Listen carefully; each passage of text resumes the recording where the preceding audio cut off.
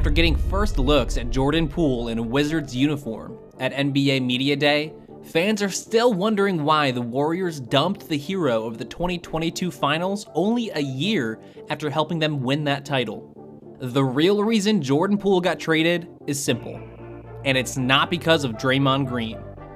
The rise of Jordan Poole. Jordan Poole's story is the reason we love sports. He might be the biggest underdog story in the league this decade. After a decent career at Michigan, Poole was drafted late in the first round, 28th, right behind guys you've never heard of, like Fiondu Kabengele. For context, this was right in the darkest time of the Warriors' Steve Kerr era. For the past 5 years, they had made it all the way to the NBA Finals, taking home 3 trophies. That means for 5 years, their stars played for an extra 2 months. Combined, that's like playing an entire season. After sitting out 9 games with a calf injury in the playoffs, Kevin Durant ruptured his Achilles in Game 5 of the Finals. The very next game, Klay Thompson tore his ACL. KD left, Klay missed the entire next 2 seasons. Steph was expected to carry an offensive load he'd never yet been asked to do. But only a few games into the 19-20 season, Steph broke his hand. Poole was drafted right before the Warriors' worst season in ages, playing for a team with all its stars in suits on the bench. Poole was able to get the minutes he'd otherwise not get in that rookie season, but he failed to perform. He averaged only 9 points per game, shooting a dreadful 33% from the field and 28% from 3. The next season wasn't much better, and he ended up bouncing back and forth to the G League. By 2022, expectations for the Warriors were high. For Poole, not so much. The Dubs went back to relying on their core of Draymond, Curry, and Klay, who had returned mid-season. Andrew Wiggins became a surprise star, finally living up to the heavy expectations that emerged from the 2014 draft. The Warriors stopped holding out for the young players to develop, particularly the number 2 draft pick in 2020, James Wiseman. Instead, they focused on winning a 4th title now. But what they didn't expect was for Jordan Poole to take the league by storm. He became the 3rd splash bro, a baby Steph. He showed off the sickest handle in the league and slowly became an elite scoring option off the bench. Eventually, he was promoted to starter.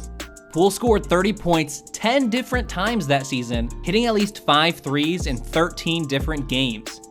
To top it off, he was a cooler on the team that had Steph Curry, leading the league with a 93% free throw percentage. In the playoffs, he was their 2nd best scoring option. He'd fallen back to the bench after Klay Thompson's return, but he was still electric. Just in games when he came off the bench, he had scored 20 points 4 different times. The 2nd most ever in a playoff run, behind James Harden a decade before. He cooled off in the finals a bit, but hey, he's 22 years old. He's gonna learn to step up in the biggest moments, right? The Warriors had successfully merged eras. They were able to rebuild while still winning championships. The dynasty would continue under the strength of Jordan Poole, that is, until the disease of more ruined everything. Jordan Poole's fall from grace. I was wrong for my actions that took place on Wednesday, and for that, I have apologized to my team. I have apologized to Jordan.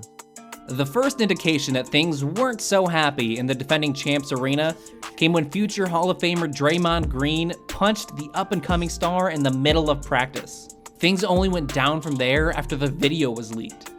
Why did Draymond punch Poole? It turns out this is what was said. Well, Poole had just signed a massive contract, showing his teammates that he belonged in the same conversation as the 4-time champion trio. This was a kid that had struggled to find his place in the league, fighting for every chance he got. Now he was a champion and about to make $140 million. He was feeling pretty good about himself. Reports have emerged that the relationship had started to go downhill when Poole's ego grew a little too big. Now, Steph, Klay, and Draymond are all cocky, deservedly so, but not at the expense of camaraderie. If there's a cancerous ego in the room, it sticks out like a sore thumb. Poole had earned a few more shots going into 2022-23 season, so his scoring average increased, but everything else plummeted. His percentages dropped, shooting below 35% from 3 while taking 8 a game. Now, he was never a good defender, but this year he stopped even trying. He was reckless with the ball, averaging 3 turnovers a game. In the playoffs, That was embarrassing. His scoring had dropped to 10 a game, shooting a hideous 34% from the floor and 25% from three. Even his free throws suffered, dropping down to 76%. Still solid, but way below what the Dubs had grown to expect. After a poor start to the opening Kings series, it seemed like it hit a new low when he shot 2 of 11 for 7 points in a Game 6 loss, forcing a Game 7 on the road where they had been struggling all season. Steph still had faith in his young sidekick. We need him, and he's more than capable, and he's shown, the ability to impact games. The biggest thing for all of us, JP included, is a next play mentality that is so important, at this level. But it only got worse. Poole missed a game winner in Game 1 of the Lakers series on a shot he probably shouldn't have even taken. Then in Game 4, he scored 0 points. For a guy who doesn't defend, not scoring means you contributed nothing to your team. The Warriors fell down 1-3. And despite what they learned against LeBron in 2016, that's pretty much a death sentence. Now Steve Kerr and the Warriors, they want to win another title. Steph wants to pass LeBron, Kerr wants to catch up with Popovich. They don't need a hotshot kid who thought he was above the gritty team play and sacrifice. They don't need someone who doesn't understand a team-first mentality. Instead, they needed somebody like Chris Paul. Can Chris Paul win the Warriors a title? Even at his best, Poole was a streaky player. You live with that sometimes, but not when it becomes a locker room cancer. When you're paying a guy that much money, you expect 3 things. First and foremost, you expect him to be good. Then you expect him to be consistent. And then you expect him to raise the level of his teammates. If you get 2 of those, fine, but you at least need 1 of those. Poole never made his teammates better, and last year showed that he probably made them worse. Poole's never been particularly consistent, and after last year's playoffs, how can they expect him to play well in their next title run? They traded Poole to the Wizards for Chris Paul, who had just been shipped from Phoenix for Bradley Beal. After an old man revival in 2021 and 22, CP3 struggled last year, missing a lot of games and finally starting to show his age again. Poole can now put up meaningless stats on a bad team, or prove that he's a legitimate star and a cornerstone of a franchise. But the Warriors chose Chris Paul.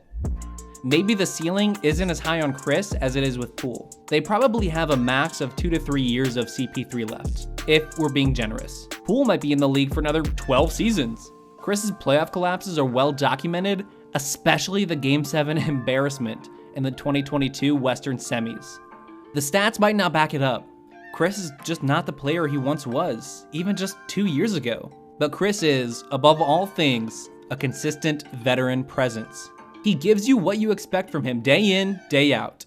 Now that he's on a team where he might be the 5th best player, he doesn't need to put the same mileage that's caused so many late season injuries in his career.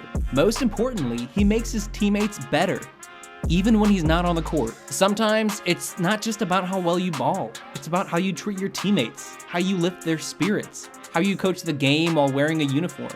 It's about being a leader. Still doubt that Chris is a born winner, despite never winning a title?